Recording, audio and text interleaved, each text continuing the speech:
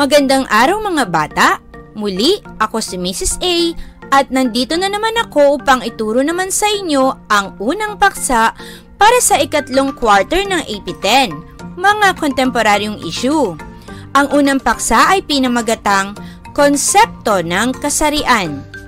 Ang pinakamahalagang kasanayan sa pagkatutong nais maisakatuparan sa lesson videong ito ay ang natatalakay ang mga uri ng kasarian o gender at sex at gender roles sa iba't ibang bahagi ng daigdig.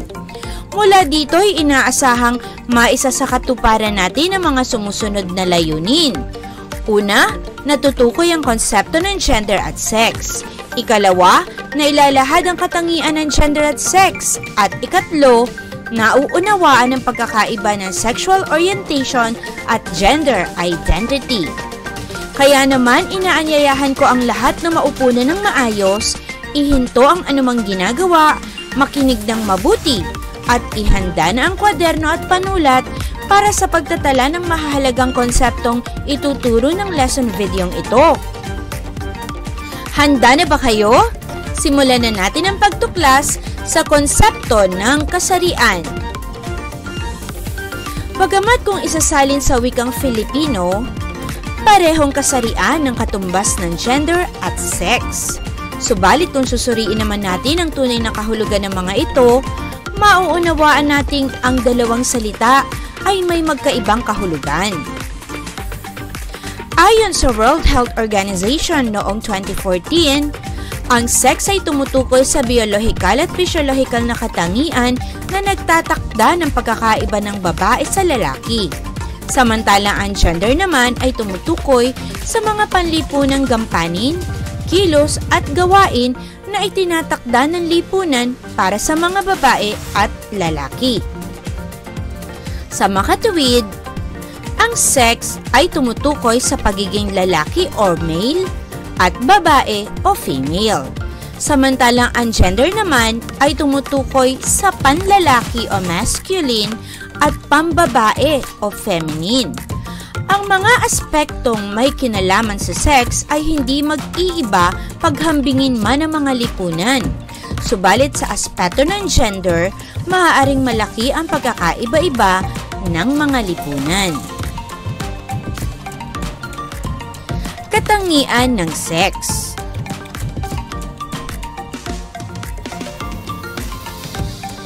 Ang mga babae ay nagkakaroon ng buwanang dalaw o regla, samantalang ang mga lalaki ay hindi.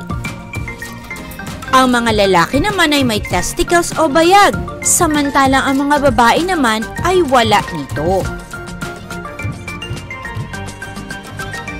Katangian ng gender. Ang gender ay nagkakaiba-iba depende sa lipunan.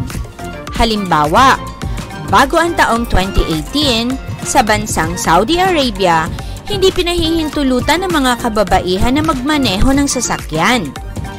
Ibig sabihin nito, ang pagmamaneho ng mga sasakyan ay para lamang sa mga kalalakihan. Sa makatuwid, sa bansang nabanggit ay may umiiral na women driving ban o pagbabawal sa mga kababaihang magmaneho ng anumang uri ng sasakyan.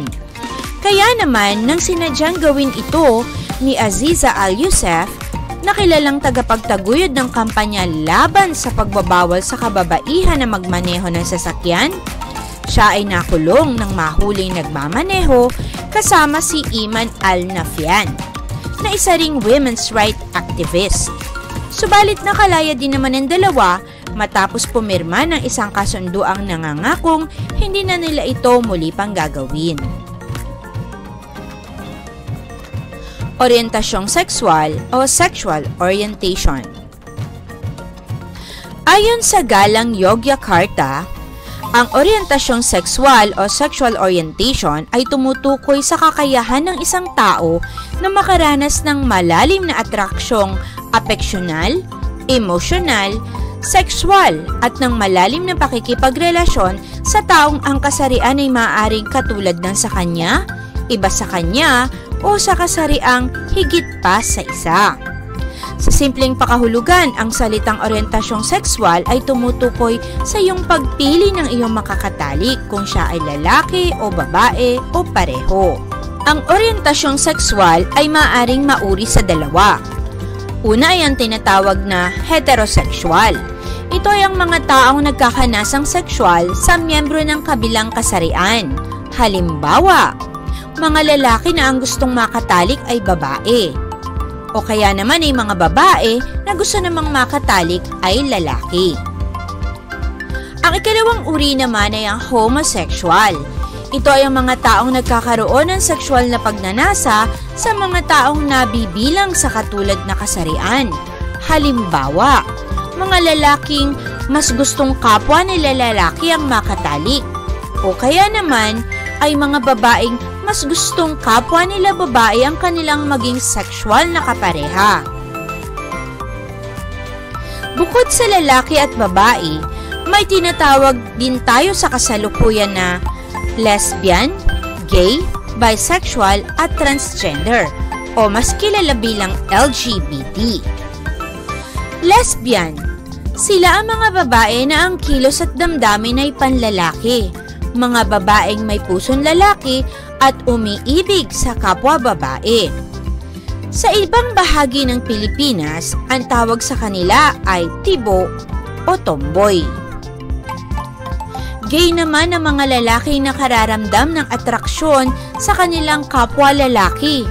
May ilang gay na nagdadamit at kumikilos na parang babae. Sa ibang bahagi ng bansa, ang tawag sa kanila ay bakla, beki o bayot. Bisexual naman ang tawag sa mga taong nakakaramdam ng atraksyon sa dalawang kasarian. Pansexual naman ang tawag sa mga taong nakakaramdam ng atraksyon sa ibang tao anuman ang kanilang kasarian. Asexual naman ang tawag sa mga taong walang nararamdamang atraksyong sexual sa anumang kasarian. Transgender naman ang mga taong nakararamdam na sila ay nabubuhay sa maling katawan. Ang kanilang pag-iisip at pangangatawan ay hindi daw magkatugma.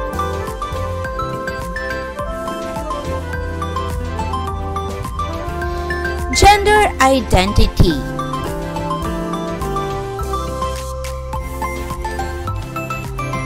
Ang gender identity o pagkakakilanlang pangkasarian, ito ay kinikilala bilang malalim na damdamin at personal na karanasang pangkasarian ng isang tao na maaaring nakatugma o hindi nakatugma sa sex niya nang siya ay ipanganak.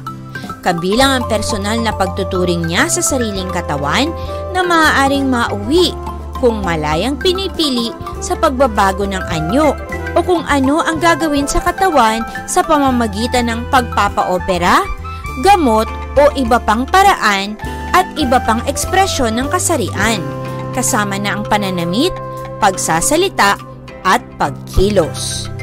Ito ang konsepto ng kasarian. Muli, ako si Mrs. A na nag-iiwan sa inyo ng isang magandang araw. Hanggang sa muli nating pagkikita, paalam!